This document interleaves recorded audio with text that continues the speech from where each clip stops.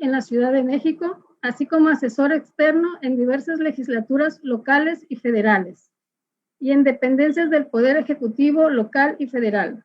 De igual manera, es el único editorialista de la plataforma digital LatinOS, publicado a la fecha. Ha publicado más de 52 columnas en las que cada domingo socializa el derecho, siendo leídas por más de 1 millón de lectores. En el área de la tecnología legal, funge como CEO de DocuFi, empresa dedicada a la prestación de servicios de tecnología legal, y CEO de Trainify, organización dedicada a la capacitación e información del personal mediante el uso de plataformas digitales, con acreditación de agente capacitador externo por parte de la Secretaría del Trabajo y Previsión Social. Demos la bienvenida a nuestro expositor de hoy, el doctor Enrique Pons Franco, a quien en este momento cedo la palabra. Muchas gracias, Neri. Muchas gracias, Carlos, ante todo. Enrique Pons Franco, agradecimiento a quien en este momento al Instituto de Educación Pública del Estado. Hoy desde una locación a lo mejor lejana físicamente, pero cercana emocionalmente, pues para mi patria chica, Tabasco. No quiero seguir dando más las gracias a todos los que están ahí conectados y alcanzo a ver en la pantalla. Sí alcanzo a ver aquí, voy a hacer un saludo especial al licenciado notario público, licenciado Jorge Ponce Carrillo, que siempre está presente en mis pues, eventos académicos cuando se lo permite su agenda. Tío, pues son un poco de nepotismo, pero tenía que darle un saludo al licenciado Jorge Pons. Bueno, sin más preámbulo, saludo a todos los que están conectados desde diversos lugares de la República. Y bueno, como bien decía Neri, sin más preámbulo, pues el objeto de esta plática hoy tiene que ver con pues la denominada ley outsourcing, que realmente es un conjunto de una miscelánea fiscal que reformó 5 leyes, particularmente la Ley Federal del Trabajo, el Código Fiscal de la Federación, la Ley del IVA, la del IMSS y la del Infonavit. Ahí estoy brincando buena, y la Ley del Impuesto sobre la Renta también. Esta última me la estaba yo brincando. Debo decirles, ¿me están viendo? Creo que como que se cortó ¿sí me ven? Sí, es como que la pantalla se había deshabilitado. Ya, seguimos. Miren, debo iniciar esta plática diciéndoles, o parafraseando a Hegel, a Dostoyevsky y a Nietzsche. Así como en su momento se le atribuye a estas personas esa frase de Dios ha muerto, pues parafraseándolos debo decirles que el outsourcing ha muerto. Así de tajante y de fuerte y de estridente suena todo esta legislación, que ya fue aprobada por el Senado de la República en esta misma semana, y estimamos, los que nos hemos dado la tarea de estar leyendo todo este entramado legislativo, que en los próximos días será publicada en el Diario Oficial de la Federación, entrando en vigor de inmediato. Trae unos tramos de vacatio legis, como se le conoce en el mundo técnico legislativo. ¿Qué significa esto? Que tiene algunas etapas que todavía no van a entrar en vigor de forma inmediata, más lo que tiene que ver con algunas cuestiones particularmente de carácter fiscal y un trato de manera especial que se le da a las entidades públicas o entidades de la administración pública. Así pues, platicaba con Carlos al inicio de esta conexión remota que pues las cifras del outsourcing en México han venido creciendo y empezaron a crecer en los últimos años. Cifras del INEGI, la cifra oficial del INEGI, nos habla de una cifra entre 2016 de 3.6 millones de personas contratadas o laborando bajo el régimen del outsourcing, o conocido como outsourcing, y de 4.6 millones en 2019, y Carlos me daba una cifra un poco más actualizada que no traía en el radar. Creo que casi 8 millones de personas bajo este modelo, pues es una cifra bastante alta, considerando que siempre estos esquemas o estas cifras que se manejan por parte de, pues, de las entidades encargadas de generarlas, siempre traen un tramo de cifras negras, cifras ocultas. Incluso esa cifra puede ser más alta, ¿no? Debo decirles algo. El tema de la estigmatización y de la criminalización del outsourcing no es algo que se generó en esta administración, ¿eh? Esto hay que dejarlo muy en claro. Ahorita hay gente que se ha escandalizado y diciendo, bueno, ¿de qué se trata este juego que está utilizando la nueva administración? Déjenme decirles que no, en 2016 la pasada administración fue la primera que puso el dedo en la llaga y que empezó a criminalizar y a orientar una tendencia de estigmatización penal de estas conductas. ¿A qué me refiero?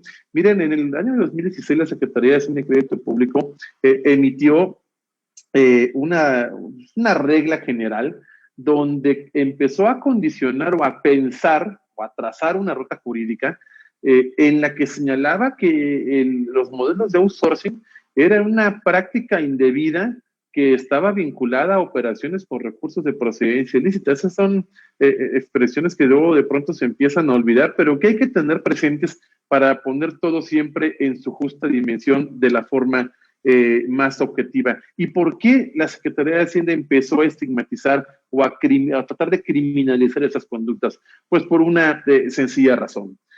Porque al momento que entraban en operación estos modelos conocidos como outsourcing, pues por un lado estaba el tema del deslinde o en un posible deslinde de las obligaciones de carácter laboral, pero también venía detrás el tema del manejo de las contribuciones, el tema de no enterar eventualmente de manera completa la carga social o retenciones de impuestos sobre la renta.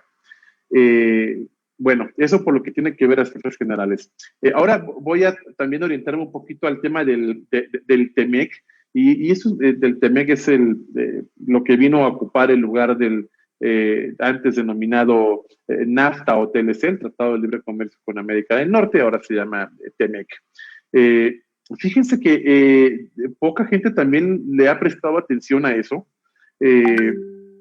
pero el capítulo 23 del TEMEC obliga a que los Estados miembros supriman y eliminen prácticas o modelos que discriminen en el tema de empleo y ocupación. Y si somos un poco sensatos, cuando el gobierno federal toma u opta por la opción de eliminar este modelo, con el efecto penal y fiscal que acarrea, que eso voy a hablar ahorita en unos minutos, pues puede tener un punto a favor. No encontré en la exposición de motivos que el legislador, llámese diputados federales y senadores, hayan mencionado el tema de las obligaciones de carácter internacional asumidas por el Estado mexicano, pero ahí están. Escuchaba, pues hoy todos estamos hablando de esto por el impacto que va a tener en la economía, y decían, oye, es que puede estar violando el TEMEC, y digo, no, yo creo que a lo mejor no lo está violando, es al contrario. Al momento que estos asuntos lleguen, que eventualmente llegarán a la Suprema Corte de Justicia, pues uno de los argumentos que yo utilizaría, si me tocara a mí la defensa de este modelo jurídico, pues partiría del hecho de insistir en que las obligaciones internacionales nos obligan a eliminar modelos de discriminación. Y este eventualmente era un modelo que discriminaba, porque pues, por los hechos por todos sabidos, y no quiero que suene a que estoy a favor o en contra de su eliminación. Trato de ser lo más objetivo desde la perspectiva que nos une, que es una de carácter netamente académico y no político. Ahora bien, voy a segmentar esta presentación en 3 partes o 4. Primero les quiero mencionar el tema, me obliga pues el diseño de esta reforma, esta miscelánea, a pasar por la Ley Federal del Trabajo. Quienes me conocen saben de lo malo que puedo ser como abogado, lo más malo que soy es laboralista. Entonces, pero eso no me impide eventualmente hacer algunas precisiones que vienen desde la perspectiva del análisis de la reflexión académica y jurídica. Miren, me voy a centrar la atención, hablando de la Ley Federal del Trabajo, en los artículos 12, 13, 14 y 15, que son los que, digamos, son los, para mí esto es la médula de esta reforma.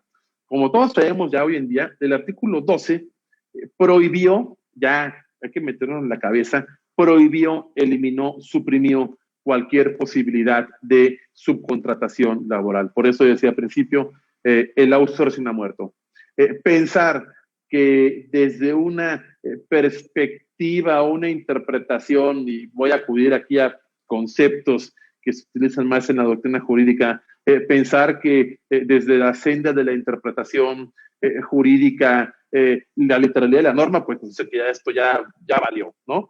Y luego pensar, no, pues una interpretación sistemática, integradora, histórica, etc., nos puede dar la posibilidad de que el outsourcing siga existiendo. No, hay que meternos en la cabeza, ya no existe. Y esto, pues por otro lado, abre una puerta, porque en el artículo 14 dicen, bueno, ya no va a existir el outsourcing, ya está prohibida terminantemente la subcontratación de personal en términos generales.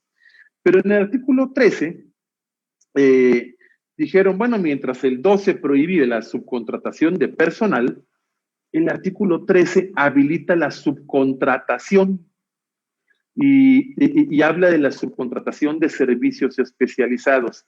Y aquí creo que es el primer paradigma o el primer lugar donde se una escala. El legislador empieza a distinguir o tratar de distinguir, pues no quiero calificar como buena o mala la técnica legislativa, pero en la técnica legislativa o el diseño institucional separan en el 12 subcontratación de personal, pero en el 13 dicen sí puedes subcontratar servicios. Y ahí creo que es donde el legislador se empieza a enredar un poquito. Porque aquí les insistí con el tema de la primera escala, porque trata de equiparar de una manera, pues, a lo mejor, ¿cómo lo digo de manera decente?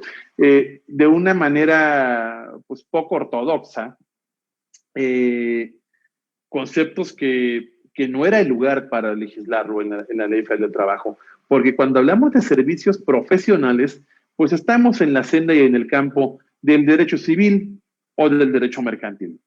Y cuando hablamos de trabajadores, pues evidentemente estamos en la senda de la regulación laboral, de la regulación de la Ley Federal del Trabajo.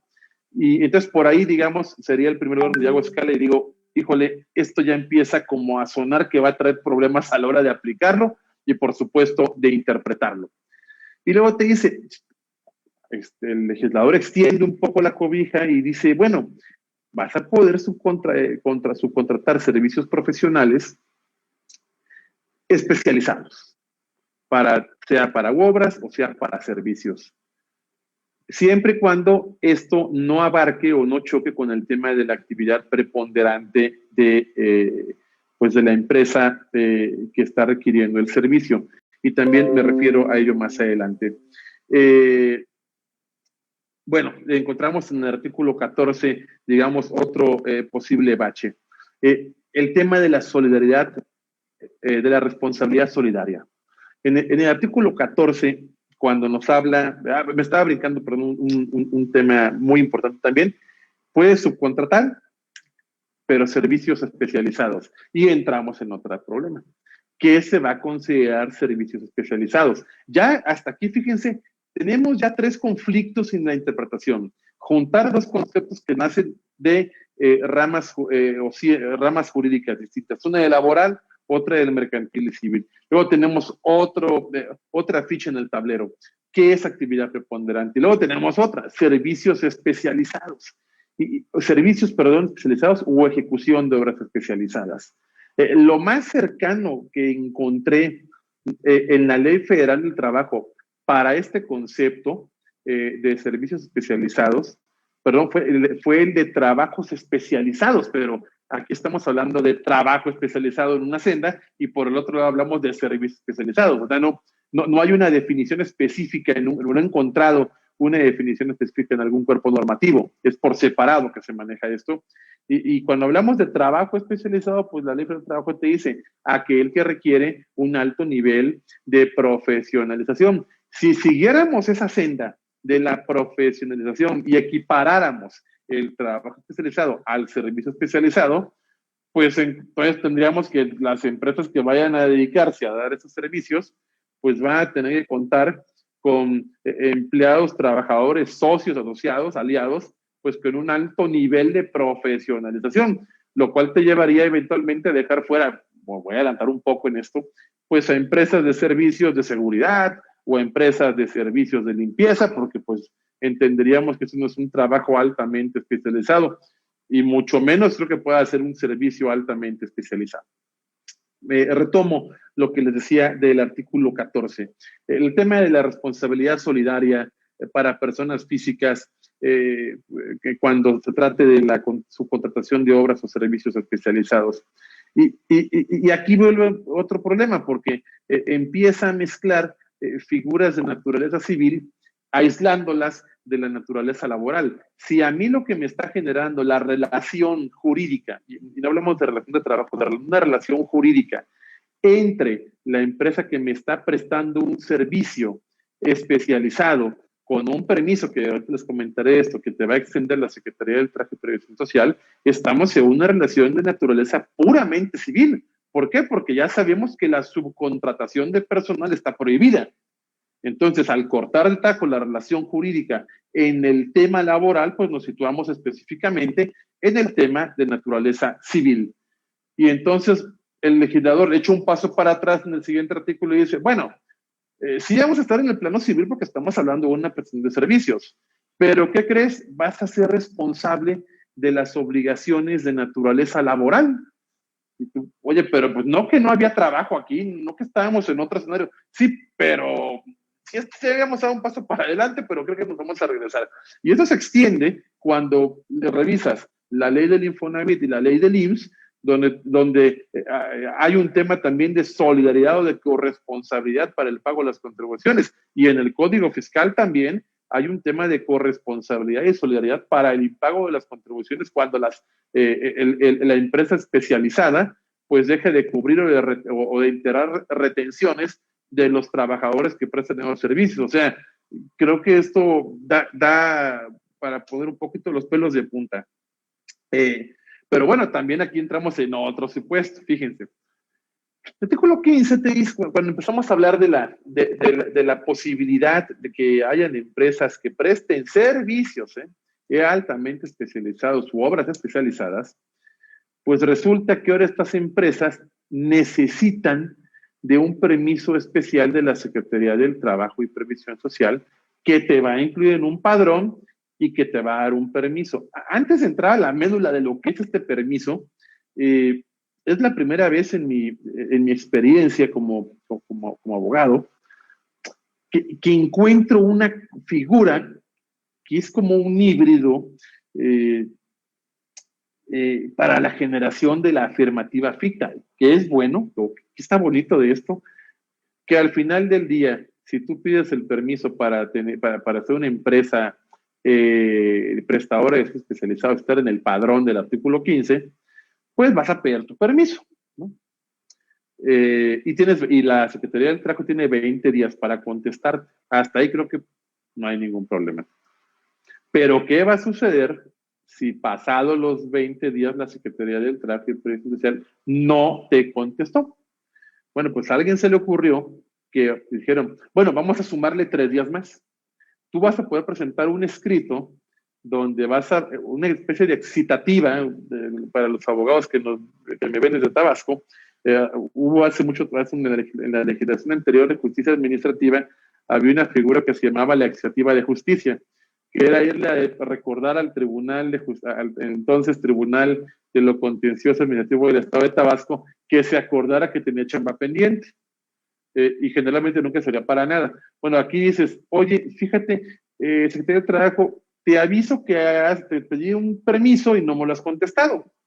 Y tienes 20 días, ya vas en el día 21, entonces te recuerdo que tramites y me digas si sí o si no.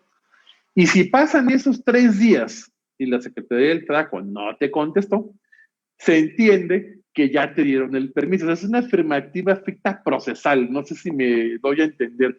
Mi crítica a esto, pues es que mejor le hubieras puesto 23 días.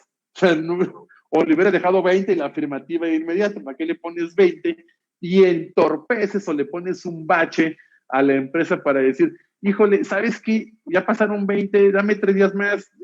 No sé cuál fue la intención de esto, pero dice, bueno, se entiende que el permiso está autorizado y decimos, oye, ya fregamos, ¿no? Dame mi permiso. Sí, lo que pasa es que luego tiene un temita ahí que seguramente puede ser declarado inconstitucional, donde pues, le da una facultad ahí un tanto peligrosa a la Secretaría del Trabajo cuando dice, sí, pero la Secretaría del Trabajo y Previsión Social en cualquier tiempo te puede revocar el permiso.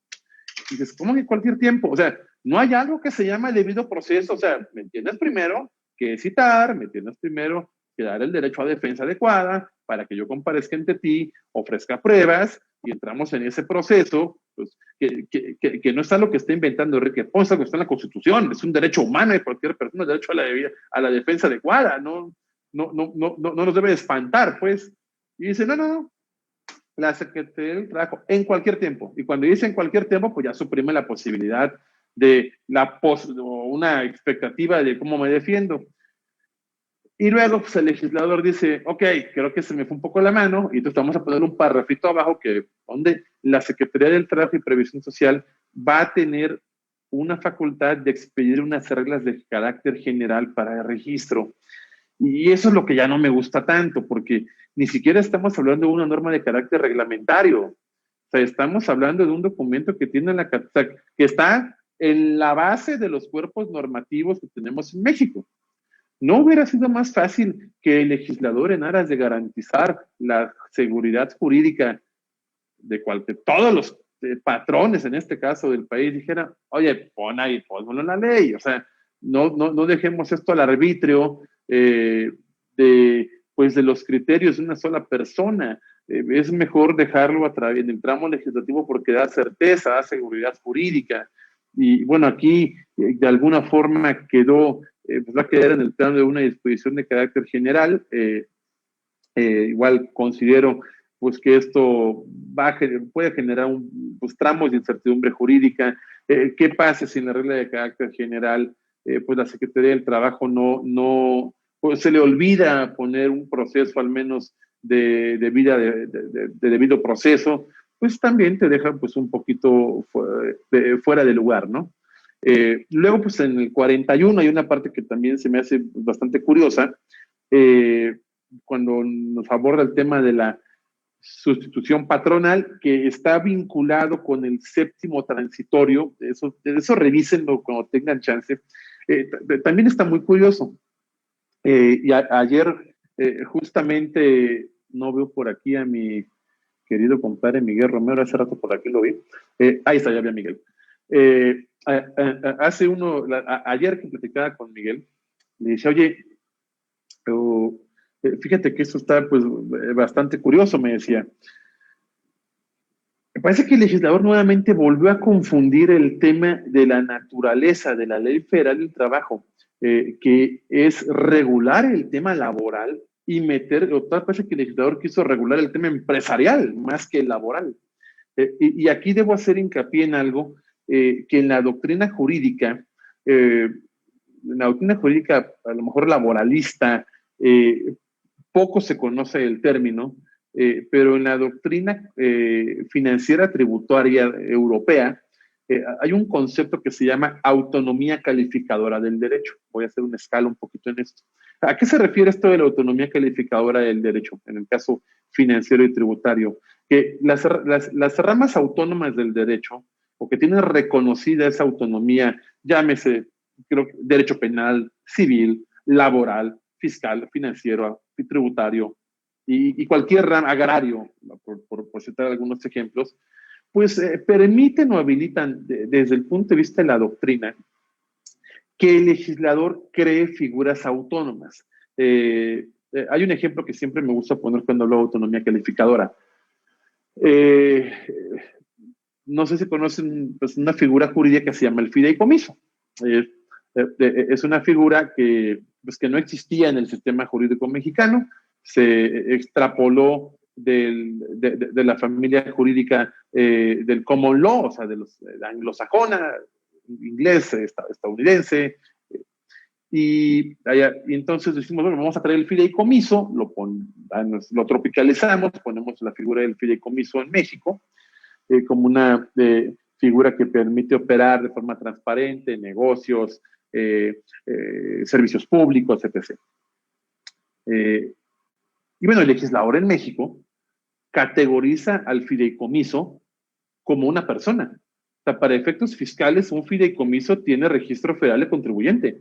Lo mismo que el contrato de asociación en participación. ¿Por qué? Porque la autonomía calificadora del tributario permite que de manera autónoma el legislador se despoje tantito de otros criterios que son aplicables para otras ramas del derecho y generar sus propios conceptos. Y aquí la pregunta es, ¿hasta dónde le alcanza la autonomía calificadora del derecho laboral? ¿O hasta dónde le da cobija? ¿Hasta dónde le alcanza la cobija al legislador federal bajo el principio de la autonomía calificadora, en este caso derecho laboral, insisto, pues para crear categorías específicas donde empieza a regular, y me voy al tema de la sustitución patronal, decir, oye, como aquí ya los trabajadores van a llegar nuevamente, van a estar en tu panza, van a vivir ya contigo, ya no los vas a tener afuera, pues mira, tráelos contigo, el artículo 7º transitorio te da una posibilidad y te dice, bueno, también para el tema de la sustitución patronal, pues tienes que trasladarle los bienes de la empresa. Y dices, ah, caray, ¿cómo que los bienes? ¿No eran los trabajadores? No, sí, también le vas a pasar los bienes. Oye, pero esto desvirtúa un poco el tema de lo que estamos hablando en la ley del trabajo. Pues no estábamos hablando de darle protección a los trabajadores, sí, y también le vas a dar los bienes. ¿Y cuáles bienes? No dice cuáles. Entonces ya se debe entender que todos, el legislador no distinguió ahí. Pero luego el legislador en un 7º transitorio trata de ser benevolente y dice, bueno, miren, no se la crean así como tan agresivo, miren. Los que transfieren a los trabajadores en los próximos 90 días, esos no tienen la obligación de pasar los bienes. Entonces nada más pasan a los trabajadores y miren, fíjate la facilidad que te estoy dando. Podría sonar como un incentivo, ¿eh? Dices, bueno, si lo ves desde el punto de vista del incentivo, pues suena coherente. El tema es que está haciendo una discriminación injustificada, porque esto atiende solamente al mero transcurso del tiempo. No atiende a esa discriminación tendría sentido si fuera, bueno, los trabajadores, voy a decir alguna barbaridad, pero aparte, fíjate, su reparto de utilidades te lo vas a poner en 120 días, o le vas a dar, ¿me escuchan bien? ¿Sí me escuchan bien? Sí. Ok. Perdón. Entonces, bueno, por ahí podrían venir tratos específicos que vayan a un beneficio al trabajador, pero aquí no, aquí es solamente un tema del mero transcurso del tiempo. Ni hablar del tema de las multas que pueden ser un tanto desproporcionadas en el artículo 1004A, las multas por incumplir todo este sistema o este nuevo sistema normativo van desde los 180,000 pesos hasta los 4 millones de pesos. Creo que es un tanto exagerado. Y fíjense, aquí tenemos el primer elemento, pues de la penalización o de la punitividad, como lo quieran llamar, del outsourcing. Y creo que hasta aquí dejo el tema de la ley federal del trabajo. Ahora viene el tema interesante, que es el tema fiscal y los efectos penales de esto, que creo que sí son un tanto excesivos. Partiría, por ejemplo, primero de la no deducibilidad. De plano, tú no puedes ser deducible si el fisco te pesca una factura. Y acuérdense que ahora pues ya tenemos el tema de la maravillosa contabilidad electrónica. O sea, ya no hace falta que te anden auditando como antes, que tenía que ir el auditor a tu casa y a tu servicio fiscal y presentarte los documentos. No, ahorita desde una computadora te están auditando y los algoritmos de fiscalización del SAT pues son maravillosos en ese sentido, ¿no? Pues ya está prohibida la deducibilidad de la subcontratación de personal. O sea, no solamente está prohibido en el tema laboral. También se penaliza la no deducibilidad. Tiene sentido. Entonces, pues ya tenemos, fíjense, dos elementos punitivos. Primero, el tema de las infracciones conforme a la Ley Federal del Trabajo. Tenemos el castigo o la restricción a la deducibilidad, les digo, lo cual no tiene sentido. O sea, el Estado no puede premiar que tú pues, deduzcas operaciones que están prohibidas. Eso hace, ahí sí hace bastante sentido. ¿Qué te permite deducir? Bueno, con lógica, lo que sea el tema de la subcontratación de servicios, siempre y cuando esa empresa cuente con el permiso correspondiente. Luego tenemos un tema igual interesante, les decía, la responsabilidad solidaria en el 26 del Código Fiscal de la Federación. Extiende la solidaridad para el pago de las contribuciones pagadas a cargo de los trabajadores. ¿Cómo es esto? Sí, mira, resulta que una empresa, pues con todos sus permisos en regla, está otorgando, está brindando servicios porque tiene el permiso de que se refiere el 15 de la Ley Federal de Trabajo. Hasta aquí todo perfecto. Pero resulta que esa empresa se está, como se dice allá en mi pueblo, se está clavando las retenciones de impuestos sobre la renta, o se está clavando las contribuciones de seguridad social, llámese IMSS, Infonavit, ¿no? Y como entonces el que te está brindando el servicio no está enterando a las contribuciones, pues ahora resulta que tú que eres el que recibe el servicio, eres solidariamente el pago de las mismas. Yo soy, o sea, ese concepto de solidaridad yo nunca lo había visto en materia fiscal.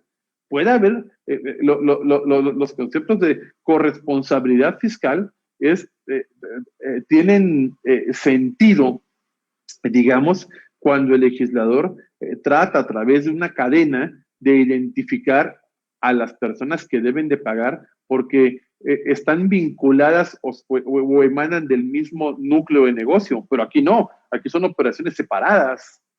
Aquí en todo caso el que es responsable del pago de la contribución es el que brinda el servicio con respecto de los trabajadores, pero no el que lo recibe. No sé si me estoy dando a entender.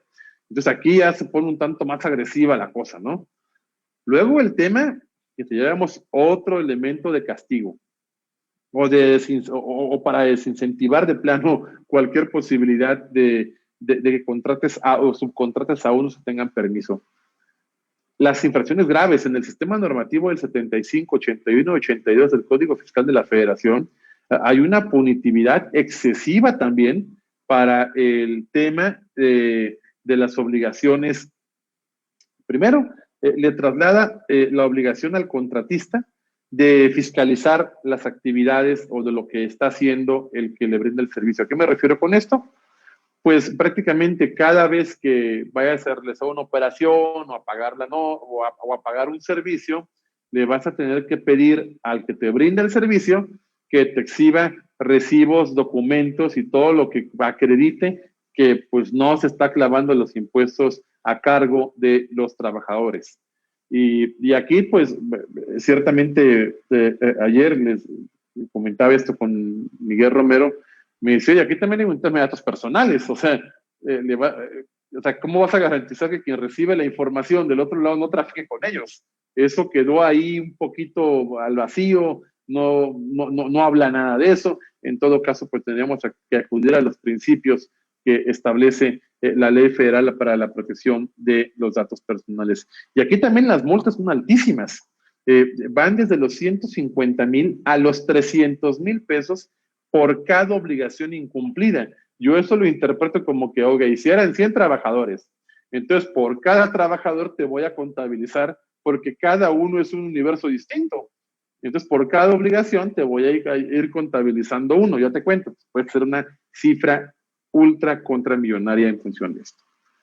Pero lo peor de esto no viene o no lo encontramos en la categorización punible que les he mencionado con antelación, sino con que hoy, pues en cuanto esto entre en vigor, si algo hacía falta para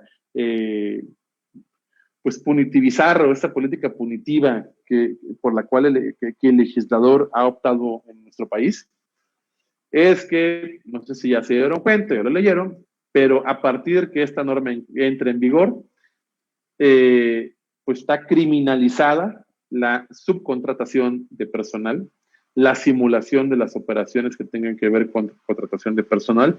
Eso lo pueden encontrar en el 108, inciso I del dictamen que contiene esta reforma al Código Fiscal de la Federación.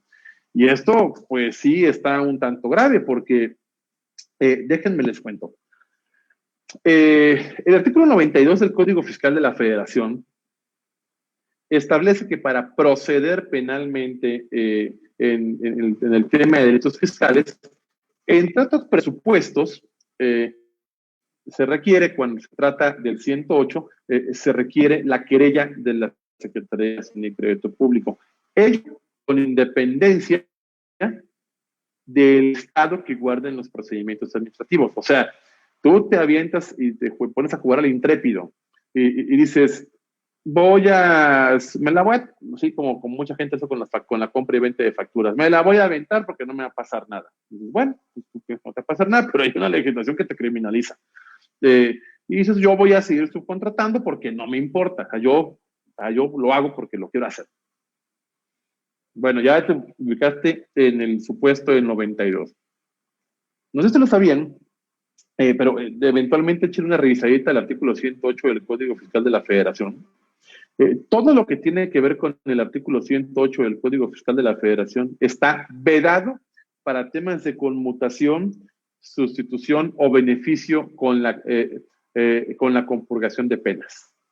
O sea, si saliste rifado en alguno de los supuestos del 108, el 108 es el que prevé en el Código Fiscal de la Federación, no lo mencioné, la defraudación fiscal.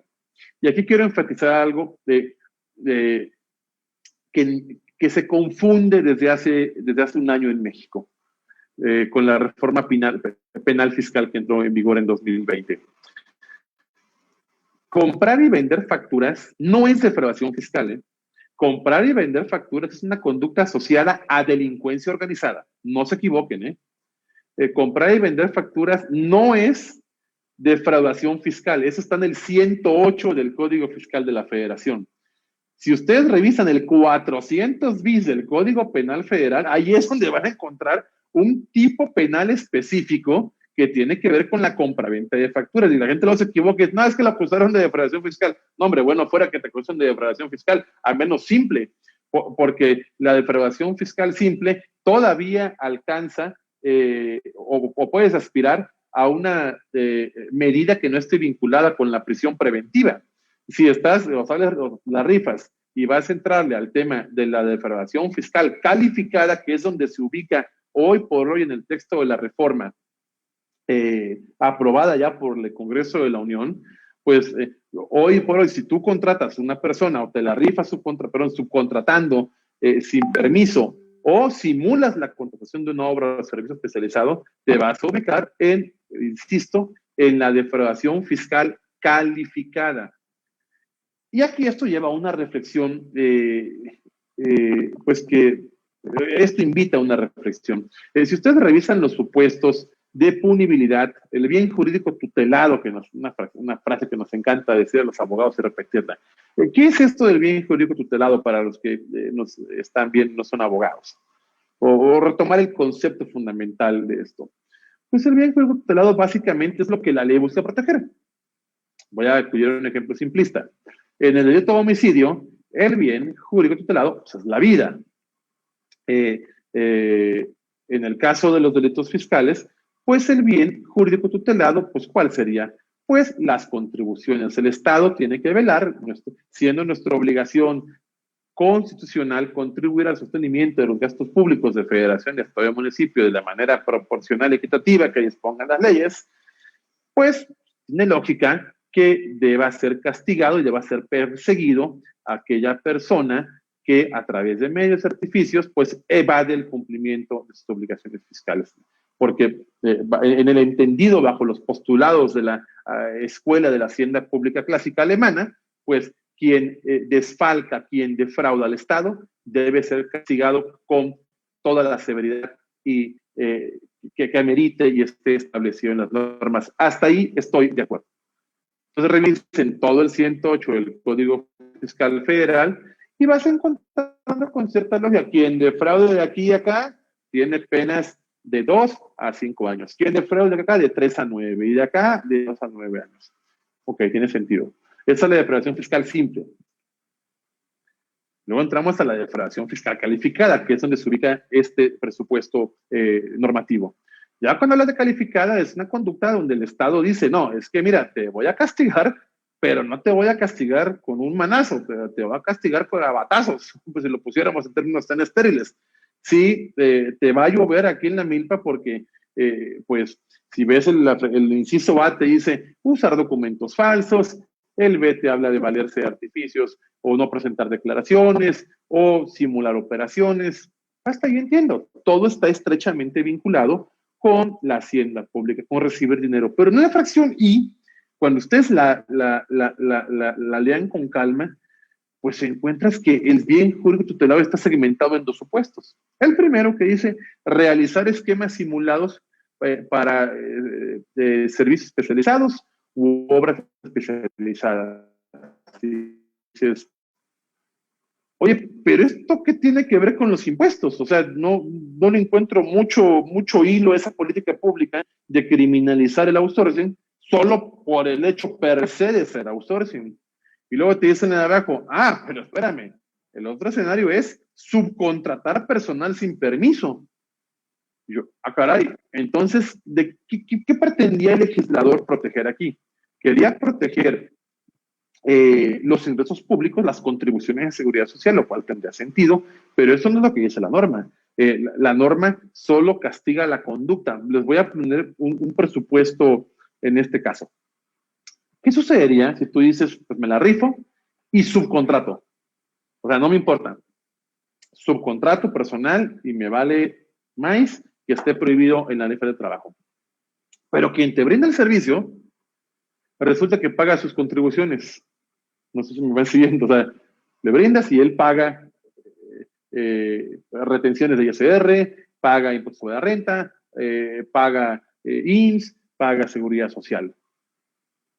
Y entonces ya por ese solo hecho, este señor, esta persona va a alcanzar, se va a sacar el tigre en la rifa y va a estar en el tema de defraudación fiscal calificada, pues aparentemente sí. Y cuando el presupuesto procesal de la defraudación fiscal precisamente es que el Estado, que no timbre la caja del Estado, pero aquí se timbró, pero el presupuesto no está vinculado con la omisión del pago, está vinculado con la mera conducta. No sé si me van, si me van siguiendo hasta ahí. Miren, creo que como me gusta monopolizar el micrófono, ya vi que ya se me acabó el tiempo, pero me gustaría, si me lo permiten, pues, si la moderadora y el doctor Carlos me lo permiten, pues ya entrar en este proceso de preguntas y evasivas. Les garantizo que no tengo todas las respuestas, pero si me lo permiten, a las preguntas que no les tenga respuesta, pues les inventaré algo. No, mentira, no les voy a inventar nada, pero puedo ir poco a poco desahogando de sus inquietudes. Creo que si me conocen, pues algunos me siguen en redes sociales. Si no es así, pueden buscar en Facebook como Enrique Pons Franco o en Twitter como @Enrique_Pons. Y bueno, estoy abierto a todas sus preguntas, no hay límite de tiempo, así que pues adelante, Neri. ¿No quieres redondear algo, Quique? Si gusta, redondea. Sí. 5 minutos okay, y ya abrimos la puerta. Ok, perfecto. Fíjense, quiero enfatizar solo un punto, porque creo que hay muchos que se pueden, en los que podemos detenernos y daría para horas y horas de debate. Pero me voy a centrar en uno que está generando mucha polémica. Y voy a partir desde la interpretación literal del 15. Sé que esto para nuestros casi 100 invitados, pues van a decir de qué está hablando Pons, pero quiero referirme a la letra de lo que establece la norma. En los términos de cómo está redactado el 15 de la Ley Federal del Trabajo, y el 2, el 13 y el 15, la subcontratación de personal quedó prohibida. sea, no hay manera, o sea, ya no, eso lo olvidemos, ya se murió. Y el legislador dice, bueno, pero puedes subcontratar servicios especializados que no tengan que ver con la actividad preponderante. Y aquí es donde empiezan las preguntas y empiezan los planteamientos, las interrogantes. Y les voy a poner un caso específico. Vamos a, lo voy a escenificar con mi colega Héctor Aragón aquí presente, para no utilizarme yo como ejemplo. Héctor Aragón es un abogado civilista, derecho familiar especialista en Tabasco. Tiene su despacho y de pronto pensemos que la empresa de Montserrat, también aquí presente, saludo Monse, la empresa de Montserrat necesita de un servicio, vamos a pensar que Monse se dedica a la construcción. Entonces, pues un empleado de Monse, pues lo va a tener que despedir o la demandó ante una junta, un tribunal laboral, y requiere un servicio que no está dentro de su objeto social, porque Monse se dedica a la construcción, y entonces necesita del servicio de Héctor Aragón, que es abogado.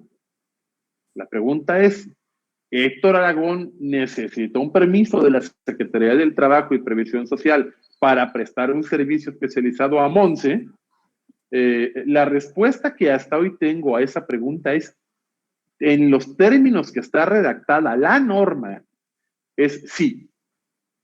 Porque al bloquear por completo la posibilidad de subcontratar personal, el único camino que dejó el legislador fue la subcontratación de servicios especializados que no estén vinculados con el objeto social. Y si la empresa de Monse es constructora, pues evidentemente no está dentro de su objeto social el tema de tener un abogado dentro de su staff, y entonces tiene que subcontratar un abogado.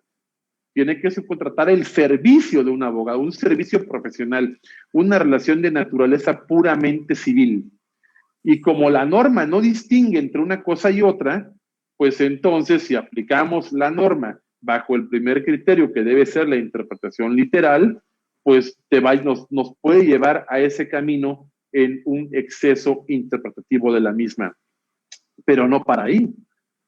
¿Qué va a suceder si ahora con eso que les estoy diciendo, yo imagino que están pensando? O sea, eso no puede ser así. O sea, no, ¿cómo crees? O sea, Ponce está loco. Ese no fue el espíritu de la norma. Y me queda claro, todos tenemos claro que el diseño de la política pública, es más, yo particularmente la aplaudo. Creo que el tema, el camino puede ser criticable, pero la política del gobierno federal en cuanto hace a la obtención de ingresos públicos a través de medios punitivos, en ese punto puede sonar excesivo, pero es que si no, pues ya no le quedaba de otra al gobierno federal. O sea, el boquete financiero que eso tenía era enorme. Y puede venir el contraargumento y decir, sí, pero es que se lo roban. O, sí, está bien, eso no es justificación. O sea, la Constitución no dice que te da el derecho, no hay un derecho humano en la Constitución a robarte los impuestos. Eso no existe. O sea, lo que existe es la obligación de nosotros de contribuir al gasto público bajo determinados criterios. Entonces, hasta ahí creo que pues el modelo puede ser criticable por su exceso, pero creo que el fin, bueno, de alguna manera trata de alcanzarlo. El tema es el medio. O sea, cuando el instrumento normativo para alcanzar ese fin está lleno de baches, es cuando dices, ¿y esto a dónde nos lleva? Me queda clarísimo que el espíritu de la norma no era criminalizar a todos. Sí, pero es que fíjate que el que lo diseñó, pues a lo mejor estaba pensando, mira, si yo prohíbo aquí la subcontratación, de este lado, pues seguramente los patrones van a decir, bueno, si ya me los tengo que traer a mi panza y tenerlos aquí, pues entonces lo que voy a hacer es que los voy a contratar bajo el régimen de honorarios. Supongo que eso fue lo que trató el legislador de evitar al poner el candado que podías contratar servicios especializados. Y miren que no estoy hablando subcontratar servicios, y miren que no estoy hablando de especializados. Y luego te bloquea por acá y dice, pero solo los especializados. O sea, yo no puedo traerme aquí a mi empresa, a mi panza. Pensemos que ya el que me vendía el outsourcing ya no me lo puede vender. y entonces, pues me los tengo yo que chutar en mi empresa y decía, no, pues sabes que es que me va a salir muy cara la carga social, pues entonces me los voy a quedar, pero los voy a contratar bajo el régimen de prestación de servicios profesionales. Y te dicen, no, porque esos no los vas a poder, no los vas a poder contratar así, porque no son especializados y están vinculados con el objeto social de tu empresa. Algo, o sea, todo me lleva a pensar que ese fue el espíritu de lo que quisieron redactar, pero es que no lo pusieron así. Yo esperaría que en las reglas de carácter general que expide la Secretaría del Trabajo, pues al menos en ese cuerpo normativo trate de pulir un poco y decir, bueno, para efectos de los artículos tal y tal, como suele pasar en materia fiscal, de estos artículos, no se va a considerar que tienen que prestar servicios profesionales, perdón, no se va a considerar el supuesto a que olviden los artículos 12 y 13, 15, etcétera, los que tengan que ver con servicios profesionales. Pero si tú pones eso en una norma de carácter general, pues automáticamente puede estar anulando la parte de arriba. No sé si me explico, ¿no? Eso es lo que yo quisiera enfatizar. Bueno, y también con respecto del tema de cuándo entran en vigor estas normas de subcontratación para el tema del sector público, pues ahí no se preocupen, entran en vigor hasta el 2022, ahí creo que también puede haber un bache, un trato injustificado entre los del Estado y los otros. ¿Por qué los separas? No, es que estos son del Estado. Ajá, pero pues también todos son trabajadores, ¿no? Pues sí, pero esos no entran sino hasta el 2022. Hasta ahí lo dejaría en este momento, Neri, Carlos. Y adelante, quedo a sus órdenes. Más que todo, agradecerte y a ver, no sé si hay alguna pregunta que alguien quisiera hacernos. ¿Alguna inquietud? Yo, buenas tardes. Vida Regina. Enrique. Vida, ¿cómo estás? Sí, hola. En lo último que comentabas, en el ejemplo que planteabas, oye, esto no nos obligaría a que todas las empresas o todos los profesionales, sean físicos o morales, tuvieran que inscribirse en ese padrón. Un ejemplo, tú ponías de los abogados, que bueno, obviamente servimos a terceros, pero también nos vamos en el mismo ejemplo que ponías de una constructora. Oye, si Walmart, se me ocurre, ¿no? Requiere un estacionamiento que no es su objeto social principal, ya que se dedica a la comercialización de otros productos, y la constructora es la que tiene la especialización para ir y construir, sea el estacionamiento, sea el mismo centro comercial. Entonces, esa misma constructora estaría obligada a irse a inscribir a ese padrón como prestador de servicios especializado para poder realizar esa actividad. Ya no solo serían los profesionistas, los abogados, se supone que estamos hablando de una persona moral, una consultora en específico, pues es especialista en esas actividades. Entonces no estaríamos obligando, o no estaría la ley obligando a que prácticamente todos tuviéramos que estar inscritos, médicos, abogados, ingenieros. Pues mira, lamentablemente los términos, por eso insisto, a como está redactada la norma, o sea, no es que yo quiera quedar en el supuesto y darte una respuesta afirmativa a tu planteamiento, pero así como tú lo planteas, así es.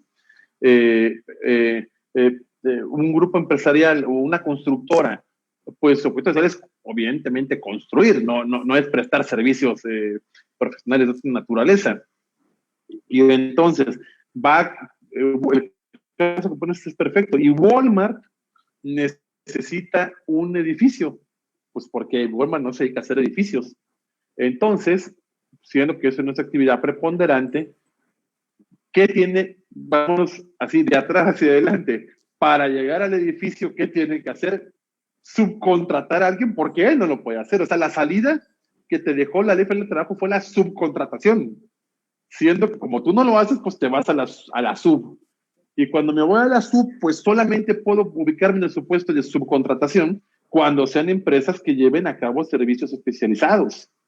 Y dices, oye, pero entonces todos vamos a tener que registrarnos, los que somos profesionales, o sea, todos los que brindamos servicios, vamos a tener que registrarnos a como está redactada la norma. todo indicaría que sí, porque no dejaron salidas alternativas. No es que yo insista en nada, que todos, vayan todos y regístrense. Solo vean cómo está la norma, la interpretación literal, a eso te lleva. Y aquí sí no cabe una interpretación sistemática, integradora, armónica del sistema, pues porque no encuentras estas prohibiciones o estos supuestos en otros cuerpos de la ley. Dijeras, bueno, me valgo de otro concepto, me valgo de aquí, no, pues es que esto está prohibido, entonces la salida es esta. Yo creo que, insisto, el que lo diseñó, pues bajo esa óptica, sí estaba pensando en prohibir, cosa que debe a lo mejor aplaudirse, en regular, en meter pues el manotazo en la mesa con la explotación de la cual muchos trabajadores fueron víctimas. En eso estoy de acuerdo. Particularmente me ha tocado representar a personas que llegaron al IMSS a pedir un servicio y se los negaron. Y se los negaron porque el que los contrató, pues resulta que no enteraba la carga social. Entonces, pues les limitaban el servicio. O el cuate que fue a buscar su casa, que quiso una casa en el Infonavit y pensaba que tenían su cuenta no sé cuánto dinero, y resulta pues que no tenía nada, porque el patrón se clavó toda la carga social. Y como esos hay millones, y dices, bueno, hasta ahí está bien, hasta ahí hay que aplaudir la decisión. El tema es que cuando dices, ok, ese era el fin, oye, pero es que eso no lo dice aquí. He tenido discusiones igual con personas que me dicen, oye, pero es que en las mesas que hubo de Concamín, en el Senado, etc., Procuraduría Fiscal, Secretaría de Trabajo, dijeron que qué iba a pasar con el tema de las empresas de seguridad privada. Pues nadie tiene en su objeto social la seguridad privada. No, siempre se subcontrata. Y entonces, las subcontratas, y dices, pues la voy a subcontratar. Oye, pero fíjate que ya no puedes, porque entonces ahora esa empresa va a tener que ir a tramitar un servicio, y aquí no hay distingo. Si la empresa de seguridad privada tiene que ir a tramitar un permiso, lo tengo que ir a tramitar yo también. Porque en la Ley Federal de Trabajo no quedó un supuesto de decir, bueno, mira, estos sí y estos no. Y si empiezas a hacer esas parcelas de derecho, pues resulta que vas a generar tropiezos constitucionales, porque ¿por qué justificas a los de seguridad privada y a los abogados no? ¿Por qué justificas a los constructores y a los de seguridad privada? Sí, y ahí te puedes ir llevando supuestos para arriba y para abajo, ¿no?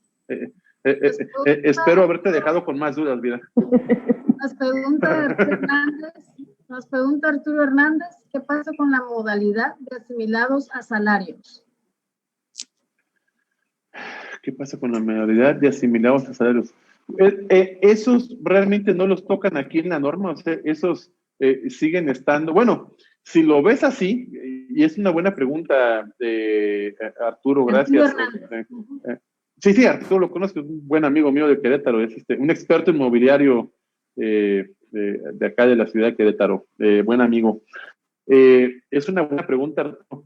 Te lo pasas por asimilado, pues en teoría el asimilado ya tampoco pues, va a quedar estrangulado. Entiendo en esta parte, pues que el asimilado es una figura que está calificada en la legislación tributaria, no tiene como que un acomodo específico en la legislación laboral.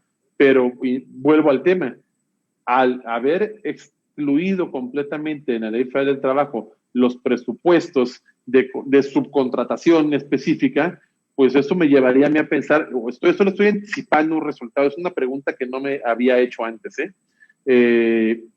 mí me llevaría a anticipar un resultado, pues que va a ser una conducta prohibitiva el del asimilado. Es un buen planteamiento, Arturo. Me comprometo, si me invitas un mezcal, a platicarlo contigo la semana pasada, la semana que viene.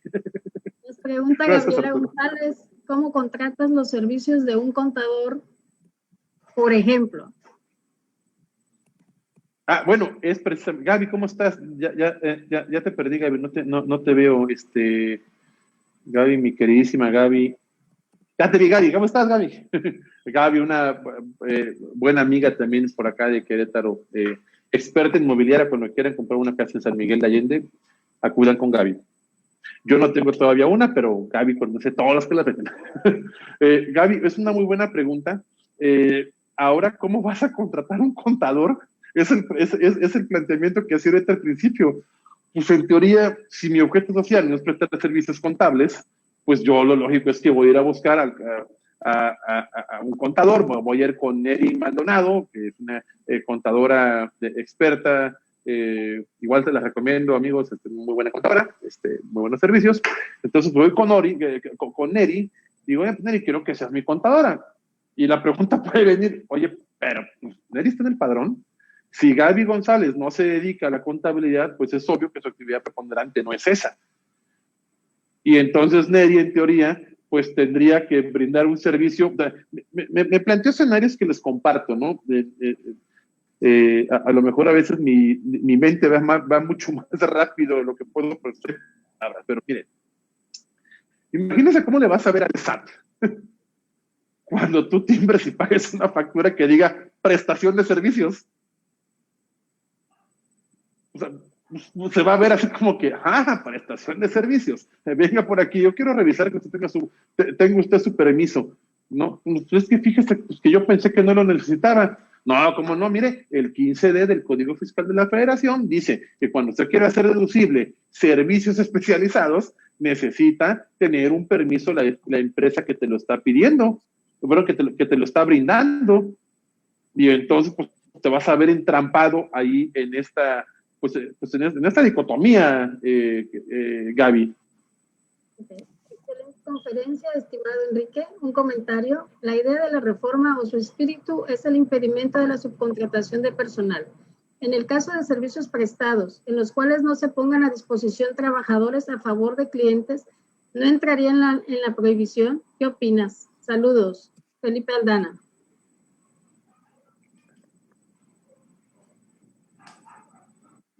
Felipe, cómo no, Felipe.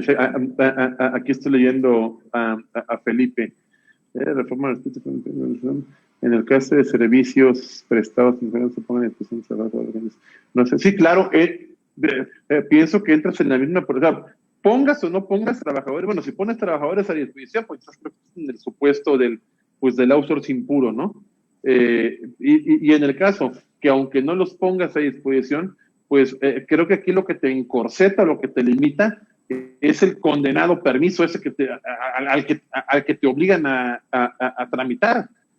Y pues, creo que ahí pueden llover una cantidad impresionante de amparos, insisto, están subordinando, que fue un tanto excesivo esto, porque están subordinando, fíjense bien, el ejercicio de una actividad profesional a un permiso de la Secretaría del Trabajo.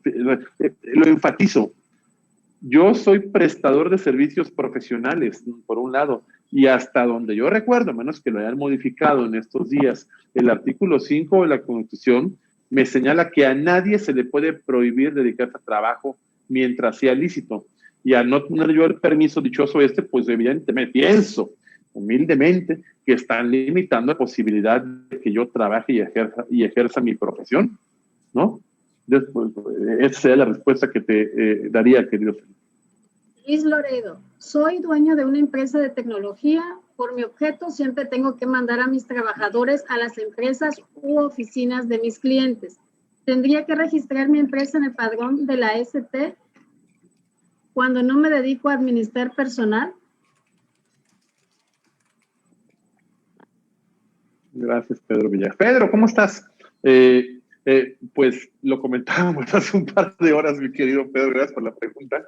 Y creo que mi respuesta sigue siendo la misma. En teoría, sí, en los términos en cómo está redactado, el presupuesto procesal parte del hecho que para que puedas realizar cualquier actividad que esté vinculada con subcontratación de un servicio, no de un trabajador, sino de un servicio, pues eso puede implicar a lo mejor poner a disposición, si tú quieres, porque ya es un servicio que estoy brindando, que es como funciona de alguna manera el outsourcing, como hoy lo conocemos. Tú me pagas y yo te pongo trabajadores. El tema es que eso ya no se puede hacer, salvo que sea un servicio especializado. Y aquí, les decía hace un momento, pues la siguiente pregunta es, ¿y qué vamos a entender por especializado? Vamos a entender por especializado a las empresas de prestación de servicios de limpieza, por ejemplo. Vamos a entender por especializado a los contadores, pues yo pensará que sí. Vamos a entender por especializado a los abogados, pues ojalá, porque si no, ¿qué nos vamos a dedicar? Es más, lo llevaría a otro escenario. Ahora que veo, me parece aquí en la imagen, el licenciado Jorge Ponce Carrillo, ¿qué va a pasar cuando requieras el servicio de un notario? Ese es un servicio altamente, ese es, dentro de todo lo que ve de servicios profesionales, ese es un servicio altamente especializado. El notario va a necesitar un permiso especial de la Secretaría del Trabajo para brindar ese servicio. Pues en teoría la respuesta lógica es no, me queda claro. Sin embargo, acudiendo al texto de la norma, pues la respuesta es sí. Adelante, Neri. Existe la posibilidad que si una empresa redujera su objeto social a ciertos temas específicos, ¿esta se considerara como una empresa especializada? Esta restricción para prestación de servicios no genera una regresión en el derecho al trabajo consagrados con la Constitución al establecer un nuevo candado para poder trabajar. Miguel, ¿cómo estás, ahijado? Qué gusto leerte, qué bueno que entraste. Bueno, creo que tu segunda pregunta ya la respondí hace un momento. Y en la primera es una pregunta muy inteligente, Miguel. El sentido común me llevaría a responderte de inmediatamente que sí. Estás en plena libertad de hacerlo. Escenario 2. El tema es que para las personas que son contadores aquí presentes, y eso seguramente lo conocen esos términos mejor que yo, en materia fiscal, hoy por hoy, bueno, desde hace mucho, pero la Secretaría de Hacienda, el SAT particularmente, pues primero ubicaba el tema de ¿cómo te explico, Miguel? Esta es una historia muy larga por el tema de EFOS y EROS. ¿Qué son EFOS? Las que facturan operaciones simuladas y las EROS son las que deducen. Empezaban a simularse operaciones y la simulación de operaciones generalmente no acarreaban a lo que se llama materialidad. Y entonces el SAT empieza a fiscalizar y a observar el tema de los objetos sociales. Y dicen, a ver, espérate, ¿cómo es posible que una constructora cuyo objeto social pues está íntimamente ligado con la construcción, pues resulta que le factura a un despacho de abogados 25, 30, 40 millones de pesos? Aquí el objeto social no me hace match. De hecho, los abogados que litigamos, por ejemplo, congelamientos de cuentas de la UIF y litigamos en materia fiscal, Neri, ahí sí corrígeme si estoy mal, pues lo primero que te dice la autoridad fiscal cuando te revisa es, oye, es que eso no tiene match. Hay un concepto jurídico que ahora sí, bueno, no se inventó, se incorporó en el Código Fiscal de la Federación a partir de 2020, que fue el de la razón de negocios. Entonces, oye, ¿cuál es la razón de negocios de que una empresa de ingeniería pues le esté contratando por tanto dinero a un despacho de estos, siendo que no es su objeto principal? Y aquí te liga un tema que tiene que ver para la deducibilidad, el impuesto sobre la renta, que tiene que ver con un gasto estrictamente indispensable. O sea, el gasto estrictamente indispensable está ligado a tu objeto social. O sea, ¿por qué gasto tanto? Y soy una constructora. ¿Por qué gasto tanto comprando varillas? Pues porque me dedico a construir. Mi objeto social me lo permite. Oye, para resolver mi problema de naturaleza laboral, puesto que tu pregunta es muy buena, para resolver mi problema de naturaleza laboral, reduzco mi objeto social. Pues está chido, redúcelo, para que puedas subcontratar servicios especializados u obras. Sí, pero al bajar tu objeto social, te estás dando al traste con las operaciones de tus terceros, porque entonces esos ya no te van a hacer match con la deducibilidad. No sé si me estoy explicando. O sea, ahí puedes generarte un problema ante esta situación. Pero creo que medianamente como alternativa y bien pulida y bien estudiada, puede ser una salida a a esta situación. Se comentó en el Senado que el tiempo para transferir el personal son 3 meses y el sector público 1 año. ¿Qué hay de cierto en ello? Sí, ya lo comenté hace un momento. Bueno, no 1 año, hasta el 2022, sí, exactamente 1 año, exactamente, es cierto. Estamos en 2021. ¿Qué pasa si una empresa está certificada en un servicio especializado? Es decir, certificado, por ejemplo, por una norma ISO o por la misma STPS. Pues en teoría sí, pero la ley creo que no tiene excepciones en cuanto a la obtención del certificado, perdón, de la autorización. Creo que a lo mejor se va a hacer más fácil la obtención de ese servicio o de ese permiso, perdón. Ok, en pocas palabras, solo se va a levantar un padrón de servicios especializados y debes de requerir los pagos de impuestos de la prestadora. Efectivamente, Alejandro. En los términos en cómo está redactado, para evitarte problemas, digo, no quiero enfatizar y decir que la norma en este caso pues es benévola, pero en términos, como les puse hace un momento, cuando no cumplas con esa obligación, pues te vuelves responsable de solidario. Entonces, pues en teoría estás haciendo un poquito la chamba del SAT, como sucede, por ejemplo, y es algo que también pocas personas le prestaron atención el año pasado. Lo voy a equiparar con esto para ejemplificar. En el Código Fiscal de la Federación hay una figura que se llama ahí, Neri, voy a apoyarme ahí en ti a ver si te recuerdas el concepto o alguien me ayuda del público. El tema de tener que reportarle al SAT, los esquemas fiscales reportables, los esquemas fiscales reportables. Pues ahí es muy parecido a esto. O sea, los esquemas fiscales reportables es un modelo jurídico que está previsto en el Código Fiscal de la Federación, pues donde el SAT comodinamente dice, a ver, miren, los pueden decir muy estéril, como se los platico, pero al final del día así es.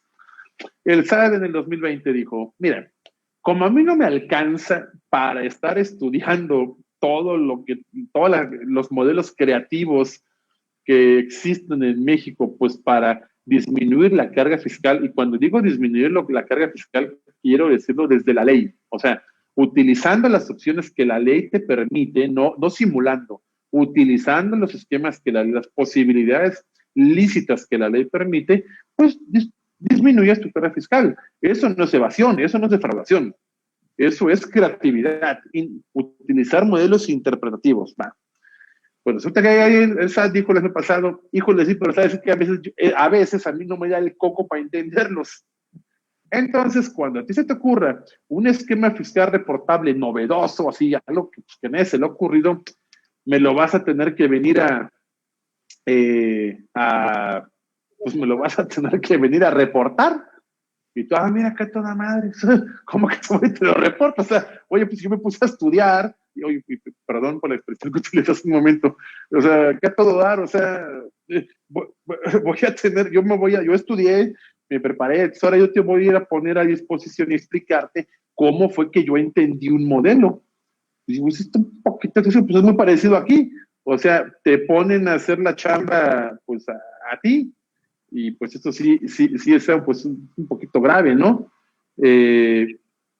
A ver, yo estoy viendo las preguntas igual, Neri. Mira, esta. La de Claudia Lozano. Esa de Claudia está muy interesante. Claudia nos pregunta, oye, ya como está redactada la norma, es un punto interesante, ¿te pueden aplicar la Ley Nacional de Extinción de Dominio? Y no lo mencioné hace rato. La respuesta es sí.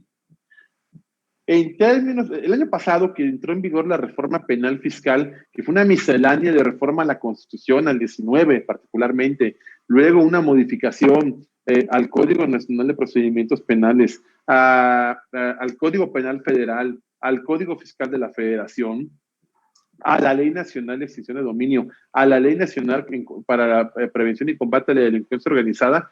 La respuesta es sí, porque toda esta miscelánea de reformas es un entramado a veces complejo de entender, y créanme, hasta yo mismo luego me hago bolas. Resulta que pues, el legislador está como que trabajando desde la puerta de atrás. Si ustedes revisan el artículo 19 de la Constitución, especifica los delitos que ameritan prisión preventiva oficiosa. Y usted puede encontrar conductas tan deleznables como el feminicidio, por ejemplo, que es un tipo penal específico. Pero cuando empiezas a revisar ese 19 de la Constitución, encuentras una categoría que se llama delincuencia organizada. O sea, delincuencia organizada, a mi juicio, no es un delito, es una categoría jurídica que subsume muchos delitos dentro de la misma. Y ahí es cuando el tema se pone un poquito así como que yo sabía que esto, yo anticipé que esto podía pasar. Al abrir la puerta y decir todo lo que tenga que ver con delincuencia organizada, pues aquí en la planta baja, el legislador puede empezar a crear conductas y colgarlas a la delincuencia organizada. Por eso es que la compraventa de comprobantes fiscales quedó arrastrada a delincuencia organizada, porque empiezas a modificar y dices, miren, todo lo que encuentras en el artículo 2A de la ley de delincuencia organizada. Y vas encontrando conductas, tráfico de personas, de armas, tráfico de armas nucleares, también terrorismo, homicidio, feminicidio, bla, bla, bla. Y al final encuentras los delitos a que se refiere el 108 del Código Fiscal de la Federación. Y cuando te vas al 108 del Código Fiscal de la Federación, ahí no hay distingo. Todos quedaron ahí metidos. Y en el 108 del Código Fiscal de la Federación encuentras el 400 bis del Código Penal Federal. Y el 400 bis del Código Penal Federal es el que penaliza, por un lado, la compraventa de comprobantes fiscales. Y hoy en día, el tema de la compraventa, perdón, el tema de la criminalización del outsourcing. Luego, entonces, esta interpretación sistemática de todo el ordenamiento, no hace falta hacer todo en derecho para entender, para ir ligando una por una, para darte cuenta que sí te pueden aplicar la Ley Nacional de Extinción de Dominio, porque la Ley Nacional de Extinción de Dominio prevé que se puede aplicar a los presupuestos que establece el artículo 2A de la Ley en contra de la delincuencia organizada. Y así va siguiendo toda la ruta, y pues la respuesta es si te pueden aplicar extinción de dominio por utilizar el outsourcing. No lo digo yo, lo dice la norma, yo solo soy un catalizador y un transmisor del mensaje del legislador. Tenemos unas últimas preguntas que nos las hace Miguel Alberto Romero. No sé si las quieras checar, ver. A ver, bueno, los datos personales, Miguel, ya lo mencionaba hace un momento. La posibilidad para ampararse, yo creo que sí. No sé si el prestador del servicio tendría, pues, ya no diría el interés jurídico, pues un indicio para ampararse. Pues a lo mejor sí, pero aquí entramos en un tema de, pues que ya si lo ves como negocio, pues ¿quién te pagaría por ese servicio, no? Suena interesante, la idea se me hace bastante razonable, pero pues no creo que encuentres clientes que quieran invertirle a ese negocio. Y la idea es hacer para tener un padrón de este estilo. A lo mejor específicamente en la Secretaría del Trabajo no lo encuentres en su legislación, pero al estar legislado desde acá en la Ley Federal del Trabajo, pese a no ser el cuerpo normativo idóneo para estar contemplado, lo cierto es que está dentro de un cuerpo normativo con rango de ley, y pues eso, a mi juicio, pues bastaría para habilitar a la Secretaría del Trabajo para llevar a cabo estas funciones. Yo, perdón, una pregunta, si se permite. Sí, por favor, adelante. Luis Casanova, doctor, muchísimas gracias. Muy buena la plática, muy instructiva. Dos preguntitas rápido, doctor. Mencionaba al principio sobre el TEMEC, que el TEMEC al parecer no va a impedir nada, esta ley que ya está aprobada, aún no en papel, pero ya aprobada. Pero sobre tu percepción, doctor, y opinión, ¿qué crees que van a pensar los inversionistas en maquiladoras, en hoteles, en México, en minas? ¿Qué van a pensar cuando vean que ya no pueden subcontratar? Esa es mi primera pregunta. Y la segunda, también a tu percepción y tus conocimientos, doctor, ¿no crees que se pudo haber corregido o hecho esta ley antes de prohibirla, mejor regularla? Hablando de que en todo el mundo hay outsourcing. Gracias, Luis. A ti, doctor. Mira, voy a responder primero la segunda y luego la primera. Fíjate que el tema de la regulación del outsourcing ya estaba en el 2016, por eso enfatizaba al principio de la plática. En el 2016 ya existía el outsourcing, ya estaba regulado. La pasada administración lo reguló y estableció el tema de responsabilidades solidarias o corresponsabilidades, para hablarlos en el sentido genérico de la expresión. Sin embargo, creo que poco sirvió para detener el abuso de esta figura. E insisto, enfatizo, no es que estén en contra o a favor de su prohibición, trato de ser lo más objetivo posible dentro de las medidas y los límites académicos. El tema es que si tú ves las cifras del INEGI y empiezas a ver que empieza a incrementarse el modelo de outsourcing, pues también, digo aquí, entramos en esa dicotomía que pues queremos servicios de primer mundo con impuestos del tercer mundo, ¿no? Disculpando la expresión, ¿no? Pero, y entra, bueno, el ciclo vicioso, de, es que no pago porque no me das, y tú no me das porque yo no te pago, ¿no? Eso por un lado, ¿no? Y bajo esa perspectiva cívica, pues creo que ahí el gobierno, la administración pública la lleva de gane. Hay un interés público superior que es brindar servicios a la ciudadanía. Puede que te gusten o no cómo se brindan, puede que te gusten o no las políticas públicas, pero eso tiene que pagarse de algún lado, ¿no? Hasta ahí yo estoy de acuerdo con esta política pública. Creo que es un acierto del gobierno federal y todos pues debemos verlo bajo esa óptica, ¿no? Ahora el tema dices, oye, ¿era el mejor momento para hacerlo? Híjole, a lo mejor no, estamos atravesando el COVID, mano, o sea, y estamos entrando con unas nuevas reglas de juego con el TEMEC. Híjole, eso nos podemos estar metiendo el pie ahí un poquito, pero sí por un lado, pero por otro, mis mismos socios en el TEMEC firmamos que íbamos a suprimir esas prácticas discriminatorias, o sea, ahí no hay mucho para dónde hacerse. Y añadiría algo, fíjate, el legislador perdió una oportunidad de oro, de verdad, creo que se les fue ahí algo a los legisladores en el ámbito federal, pero yo creo que como política pública el legislador todavía lo puede recomponer en el ámbito local. Y me voy a referir a un caso muy específico. Hay un impuesto, decía Luigi Vittorio Bernini en un libro, es un autor italiano, fue ministro de Hacienda en Italia ya por los años 60, un libro que se llama El Impuesto Justo, se los recomiendo, hay una versión en PDF de fácil lectura, la Giusta Imposta. Retomaba algunas frases Bernini y decía, bueno, es que ¿existen los impuestos justos?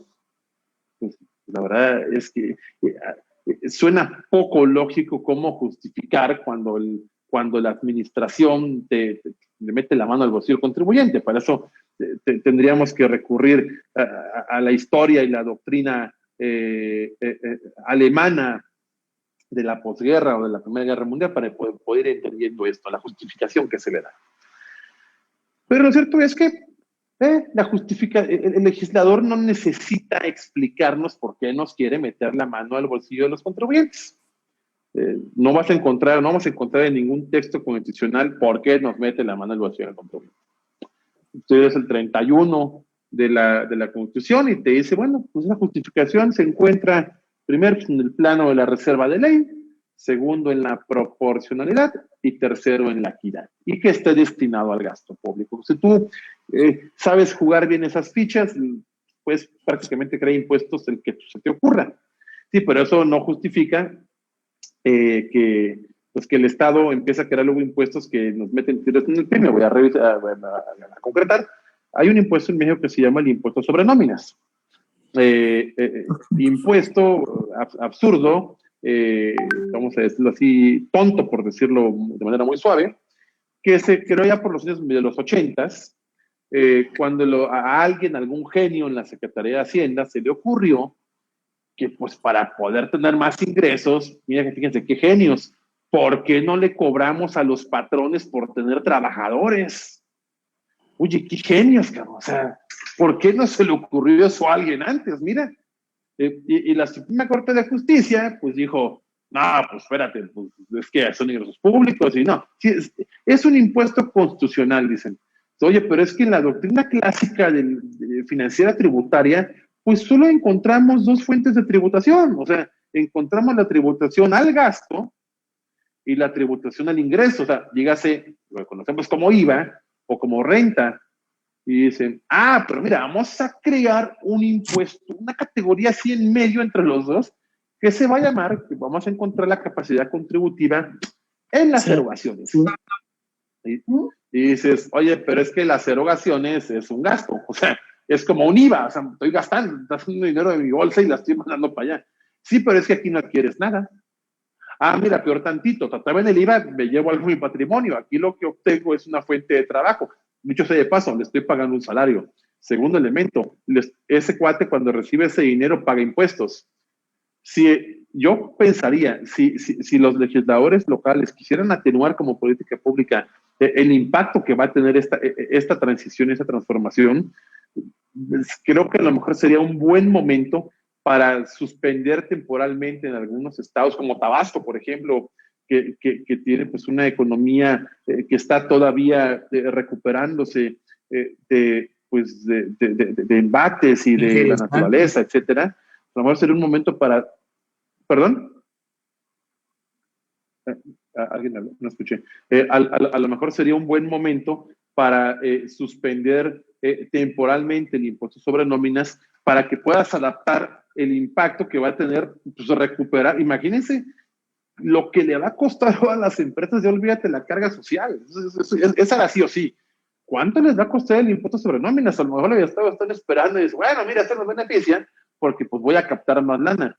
Pero acuérdense también que dice la doctrina clásica de las finanzas públicas, y eso me lo enseñó Charlie en algún momento, que el mejor impuesto es que no existe. El dinero, mientras esté mejor en las manos de los contribuyentes, en la mano del ciudadano y no en la mano de la administración, pues eso permite que haya circulante y la economía camine, ¿no? Entonces, pues espero haber atendido tu respuesta, Luis.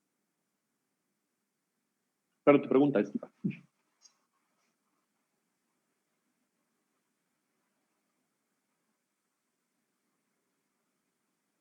¿Me escuchas, Dari? Bueno, pues creo que ya ahora sí ya concluimos. Ya no hay ninguna otra pregunta. Agradecemos el Instituto de Administración Pública y su presidente Carlos Flota, te agradecen infinitamente. La verdad creo que aprendimos bastante y espero que sea la primera de muchas. Buenas noches a todos. Gracias, Carlos, gracias a todos. Hasta luego. Adiós.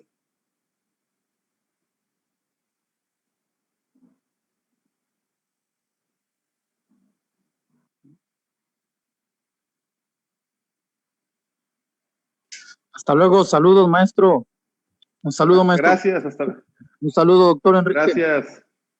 Gracias, Charlie. Estamos al habla, ¿no? Muchas gracias. Saludos, gracias, Quique. Saludos, un abrazo desde Villahermosa. Gracias. Venga, habla.